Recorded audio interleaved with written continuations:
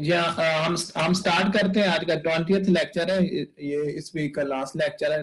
पिछले क्लास में जो हमने डिस्कस किया था वो लेंसेज लॉ के बारे में हम डिस्कस कर रहे थे। लेंसेज लॉ में क्या था कि लेंसेज लॉ से भी पहले मैं बात अगर करूं, हमने फैराडेज लॉ पढ़ा। फैराडेज लॉ क्या था कि इंड्यूस्ड ईएमएफ जो है that was equal to change in magnetic flux, साथ में एक नेगेटिव का साइन था। फिर हमने मोशनल ईएमएफ के बारे में पढ़ा कि कैसे एक कंडक्टर मैग्नेटिक फील्ड में मूव करता है तो उसमें ईएमएफ इंड्यूस हो जाती है, मतलब चार्जेस सेपरेट हो जाते हैं, चार्जेस अकोमोलेट हो जाते हैं एट द अपोजिट सरफेसेस। ठीक है। फिर वो जो नेगेटिव साइन फैराडेज लॉ में आ रहा था उसको एक्सप्लेन किया लेंसेज लॉ ने। लेंसेज लॉ ने ये कहा कि जो जो ईएमएफ या चले करंट जो करंट इंड्यूस होता है किसी कंडक्टर में, कब इंड्यूस होता है जब वो कंडक्टर मूव करता है in the presence of a magnetic field. तो उस कंडक्टर में, मतलब उस कंडक्टिंग लूप में जो इंड्यूस्ड करंट होता है उसकी डायरेक्शन ऐसी होती है कि जो उसको काज कर रहा है, जो चीज उसको उसकी वजह बन रही है उसके इंड्यूस होने की, उसको अपोज करता है। वजह क्या बन रही थी? Change in magnetic field. ठीक है। आज जो हम डिस्कस करेंगे वो है जिस तरह इंड्यूस्ड ईएमएफ हमने पढ़ा, फिर इंड्यूस्ड करंट के बारे में हमने देखा। फिर आज जो हम डिस्कस करेंगे that is induced EMF and electric field. Induced EMF का ताल्लुक क्या रिलेशन है विद द इलेक्ट्रिक फील्ड। ठीक है। तो स्टार्ट करते हैं। पहले जो चीजें हम डिस्कस कर चुके हैं, ऑलरेडी डिस्कस कर चुके हैं, उसमें ये है कि changing magnetic flux induces an EMF. ठीक है। एंड करंट, जो चेंज इन मैग्नेटिक फ्लक्स है वो इंड्यूस करती है ईएमएफ को और करंट को किसी भी कंडक्टिंग लूप में। दूसरी बात ये भी हम जानते हैं कि एक रिलेशन एग्जिस्ट करता है between the current and the electric field. ये क्या चीज हमें बताती है? This applies that electric force, मतलब कि जब current is related with electric field, ये चीज क्या बताती है? That applies electric forces on the charge particle, मतलब इलेक्ट्रिक फोर्स लगती है चार्ज पार्टिकल के ऊपर। Similarly we can relate an induced current in a conducting loop to an electric field. ठीक है। जिस तरह मतलब करंट इलेक्ट्रोस्टैटिक में करंट और इलेक्ट्रिक फील्ड का एक रिलेशन है, इसी तरह एक रिलेशन डेवलप किया जा सकता है, एक रिलेशन है किसके बीच में? इंड्यूस्ड करंट और इंड्यूस्ड इलेक्ट्रिक फील्ड के बीच में भी। एंड इलेक्ट्रिक फील्ड जो है वो रिलेशन किस तरह का है? An electric field is created in the conductor as a result of the changing magnetic flux. ठीक है। यानी मैग्नेटिक फ्लक्स जब, जैसे हम कहते हैं कि मैग्नेटिक फ्लक्स चेंज होता है तो इंड्यूस्ड ईएमएफ इंड्यूस हो जाती है उस कंडक्टिंग लूप में या उस कंडक्टर में, जनरली हम कहें तो। इसी तरह हमने ये बात की कि जब मैग्नेटिक फ्लक्स चेंज होता है तो करंट इंड्यूस हो जाता है due to change in potential, मतलब इंड्यूस्ड ईएमएफ की वजह से। अब हम ये बात, तीसरी बात हम कर रहे हैं कि an electric field is created in the conductor as a result of the changing magnetic flux. ठीक है। जहां पे एक बात बहुत इंपॉर्टेंट है, वो क्या है? The existence of an electric field is independent of the presence of any test charge. ठीक है। ये जो इंड्यूस ईएमएफ होगी ये उस चीज से इंडिपेंडेंट है कि वहां पे कोई टेस्ट चार्ज मौजूद है या नहीं। ठीक है। ये जो इंडिपेंडेंस है ये हमें बताती क्या है? ये बताती है कि even in the absence of a conducting loop a changing magnetic field generates an electric field in empty space।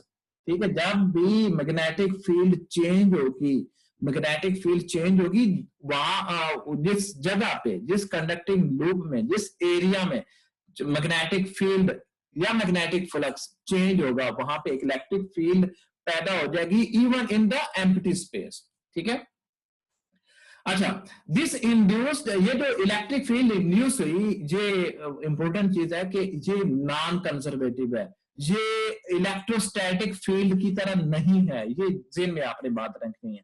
Electrostatic field जो है वो कैसे पैदा होती थी? That is created by the stationary charges. ठीक है, इस बात को हमें अगर एक्सप्लेन करना है तो हम कंसीडर करते हैं एक लूप, एक कंडक्टिंग लूप कंसीडर करते हैं इन the magnetic field. Magnetic field जिस प्लेन में ये रिंग, ये सर्कुलर कंडक्टर मौजूद है, इसके परपेंडिकुलर है, यानी इनटू द पेज है, ठीक है। और जो इंड्यूस्ड इलेक्ट्रिक फील्ड होगी, इस रिंग में मैग्नेटिक फ्लक्स चेंज होने की वजह से जो इलेक्ट्रिक फील्ड इंड्यूस होगी, that will be tangent to the ring, ठीक है। अब if the magnetic field changes with the time and EMF is induced in the loop, ठीक है।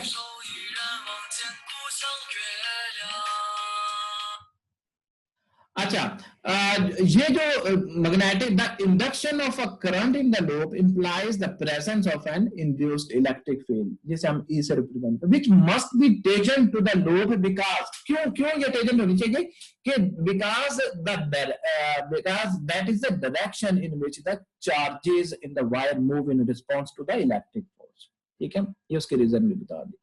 अच्छा, आगे हम देखते हैं कि the work done by the electric field in moving a charge q once around a loop is equal to q into epsilon naught. Epsilon से हमने रिप्रेजेंट किसको किया था, इंड्यूस्ड ईएमएफ को, q v के बराबर था जब स्टैटिक का केस हम देख रहे थे। तो यहाँ पे इंड्यूस्ड ईएमएफ की बात कर रहे हैं, तो ये बराबर किसके होगा, q इंटू एप्सिलॉन। एप्सिलॉन से हमने रिप्रेजेंट किया था ईएमएफ को।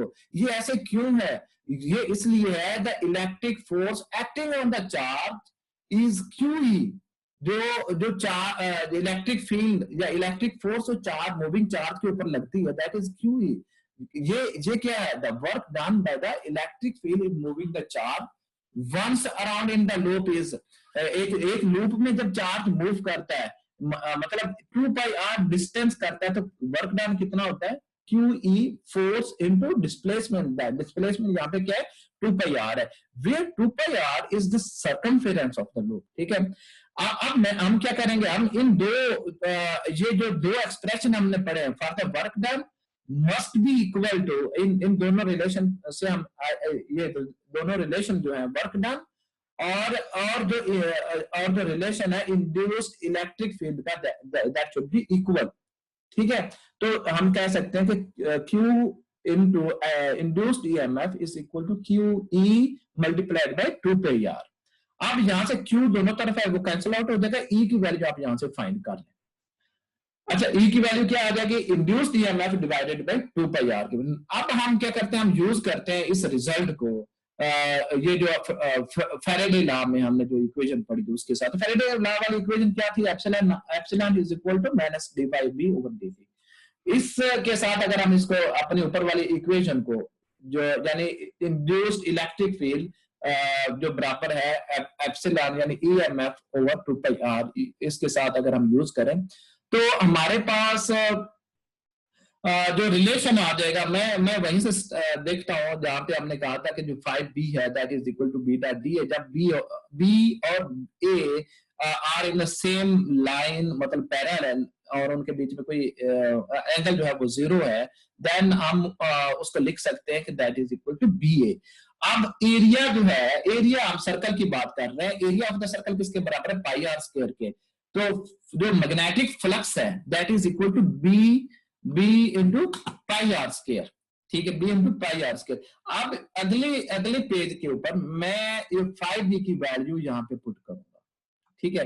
तो वहां पे देखते हैं, तो उस वैल्यू को मैं अगर पुट करूं और कुछ टर्म्स कैंसिल आउट हो जाएंगी, तो हमारे पास जो E है, E की वैल्यू आ जाएगी, एप्सिलॉन की वैल्यू मैं यहाँ पे पुट करूंगा, और 5b की वैल्यू ये नीचे वाली जो इक्वेशन है यहाँ पे पुट करूंगा, और कुछ टर्म्स कैंसल आउट हो जाएंगी, ठीक है। तो फाइनली हमारे पास E जो है induced electric field that will be equal to minus R over 2 और time rate of change in the magnetic field, यानी मैग्नेटिक फ्लक्स जो time rate of change in magnetic flux था वो चेंज हो गया किसमें, मैग्नेटिक फील्ड में। इस इक्वेशन से हम ये देख सकते हैं कि if the time variation of the magnetic field, यहाँ इस इक्वेशन से, इक्वेशन 1 से हम ये देख सकते हैं कि अगर हमें ये time variation of magnetic field बता दिया जाए, मैग्नेटिक फील्ड बता दिया जाए किसी एक स्पेसिफाइड रीजन में, देन व्हाट विल हैपन, हम कैलकुलेट कर सकते हैं इंड्यूस्ड इलेक्ट्रिक फील्ड, ठीक है। और ये जो है the EMF for any closed path can be express as a line integral, हम इसे लाइन इंटीग्रल से भी रिप्रेजेंट कर सकते हैं, कैसे भला, ई डॉट डी एस, इस का लाइन इंटीग्रल अगर हम ले लें और किस पाथ के ऊपर, over the path, over that path, जिस पाथ की हम बात कर रहे हैं वो क्लोज्ड पाथ था, तो induced EMF will be induced EMF will be equal to closed integral E dot d s, ठीक है। और इसको हम जनरल केसेस में ये कह सकते हैं कि जो इंड्यूस्ड इलेक्ट्रिक फील्ड है मे नॉट बी कांस्टेंट, तो जो इंड्यूस्ड इलेक्ट्रिक फील्ड है वो कांस्टेंट नहीं भी हो सकती, and the path may not be a circle, और ये भी पॉसिबल है, जनरली हम ये सोच सकते हैं कि जो इलेक्ट्रिक फील्ड है वो इंड्यूस्ड इलेक्ट्रिक फील्ड वो कांस्टेंट विद द पाथ नहीं भी हो सकती, और हर वक्त जो पाथ है वो सर्कुलर भी नहीं हो सकता। तो इस तरह फिर हम जो Faraday's law of electromagnetic induction है, जो कि बराबर है EMF minus d five B over d t, इसको फिर हम जनरल फॉर्म इसकी लिख सकते हैं किस तरह, ऊपर वाली इक्वेशन से कि if the time variation of the magnetic field is specified, the induced electric field can be calculated from the equation 1. अच्छा, तो नेक्स्ट उसी इक्वेशन को, सॉरी ये इक्वेशन नंबर 2 होना चाहिए, एक मिनट में ये भी चेंज कर लेता हूँ, ये इक्वेशन नंबर 2 होना चाहिए और ये इक्वेशन नंबर 3 होना चाहिए, ठीक है।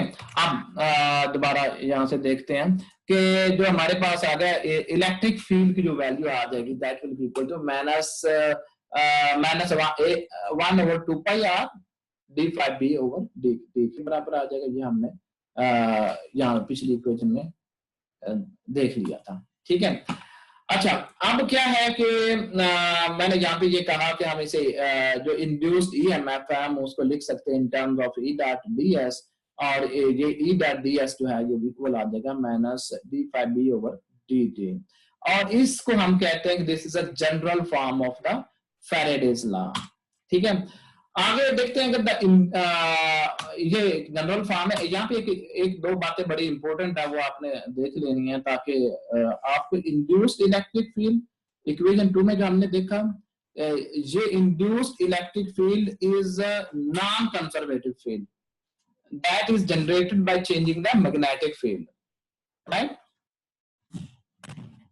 The field, electric field that satisfies equation 1 cannot possibly be an electrostatic field, because क्यों ये electrostatic की तरह नहीं है, because were the field electrostatic hence conservative, the line integral of E dot ds will be, यानी इसका मतलब है कि जब line integral हम E dot ds का लेते हैं, that this is equal to minus d5b over dt, लेकिन जब हम बात करेंगे किसकी, इलेक्ट्रोस्टैटिक फील्ड की, इलेक्ट्रोस्टैटिक के केस में E dot ds will be equal to 0, क्योंकि वो कंजर्वेटिव है, तो क्लोज्ड इंटीग्रल में जब हम डॉट प्रोडक्ट लेंगे, ठीक है।